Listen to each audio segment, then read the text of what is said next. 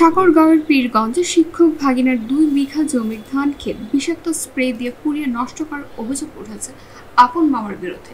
গত 1 সেপ্টেম্বর সোমবার রাতে পীরগঞ্জ উপজেলার ভাকুড়া বাগপাড়া পশ্চিমা বিলে এই ঘটনা ঘটেছে। ক্ষতিগ্রস্ত কৃষক রসুল আলম জানান, আমার মামা আবুল কালাম আজাদ পূর্ব শত্রুতার জের ধরে ভাড়াটিয়া লোকজন সহ আমার ধান ক্ষেত বিষাক্ত স্প্রে দিয়ে পুড়িয়ে দিয়েছে। আমি তাদের বিচার দাবি করছি। আমার মামার নাম আবুল কালাম আজাদ।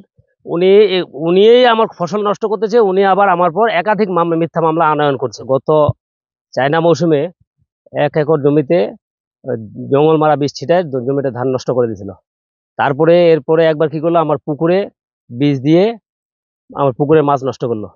এবারে আমন ধান লাগাইছে, আমন ধানের ক্ষেত্রেও প্রায় 1 একর জমিতে জঙ্গল মারা বীজ দিয়ে আমার ধানের দেখেন এই অবস্থা করছে। আমার মামা আমার ধানটা এইভাবে যে নষ্ট করলো, এই ধানটা নষ্ট করা আমার যে ক্ষয়ক্ষতি হলো, এটার জন্য আমি বিচার চাই, উপযুক্ত বিচার চাই।